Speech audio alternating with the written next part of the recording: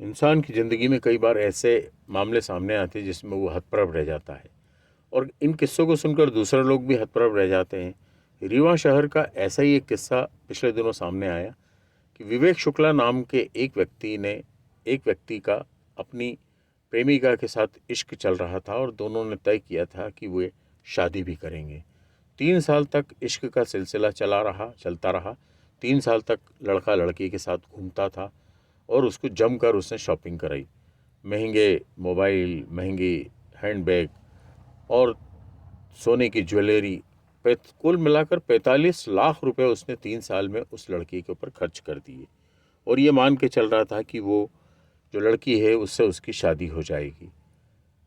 लेकिन एक दिन उसके आश्चर्य का ठिकाना नहीं रहा जब उस लड़की ने, जिसे वो दिल से चाहता था और जिसके ऊपर वो 45 लाख रुपए खर्च कर चुका था, उसने एक नया प्रेमी चुन लिया और वो उसके साथ भाग गई। अब कुल मिला के इसके होश उड़ गए।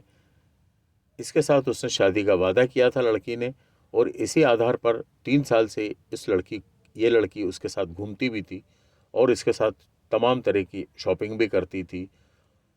लेकिन ऐन वक्त पर वो उस लड़की ने लड़के को धोखा दे दिया। विवेक शुक्ला पहुंच गया थाने में उसने रिपोर्ट दर्ज कराई कि किस तरह से लड़की के ऊपर उसने 45 लाख रुपए 3 साल में खर्च किए हैं और अब वो धोखा देकर दूसरे प्रेमी के साथ चली गई है। पुलिस के सामने सबसे बड़ी असमंजस की स्थिति ये बन गई कि कानून के किस धारा के तहत इसमें प्रकरण दर्ज किया जाए, क्योंकि इसमें दोनों की सहमति से खरीदी हुई थी। लड़के ने खुद लड़की को सारा सामान दिलवाया था जिसका कि वो बता रहा है कि उसने 45 लाख रुपए के आभूषण, मोबाइल और अन्य सारा सामान जो उसका ज्वेलरी का और इस तरह से महंगा सामान वो लगातार दिलाता गया। तो वो उसने अपनी सहमति से दिलाया और लड़की ने सहमति से लिया। तो कुल मिलाकर वो लड़की पर धोखाधड़ी का आरोप भी नहीं लगा सकता था।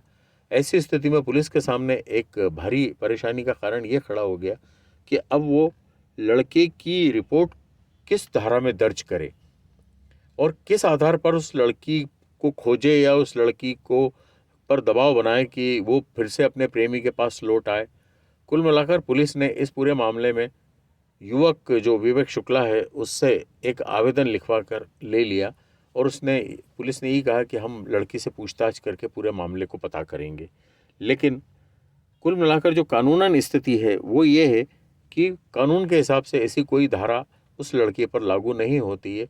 या तो लड़का ये कहता कि उसने सब कुछ धोखाधड़ी के साथ किया है, तो 3 साल तक धोखाधड़ी संभव नहीं थी कि 3 साल तक वो लड़की उसके साथ धोखाधड़ी करती रहती। ऐसी स्थिति में जो भी हालात बने हैं वे बेहद चौंकाने वाले हैं और ये अपने तरह का एक अलग ही प्रकरण है जिसमें इस तरह के तथ्य सामने आए हैं और लड़का अब हाथ मल कर रह गया है, क्योंकि उसके हाथ से लड़की भी चली गई और 45 लाख रुपए भी चले गए।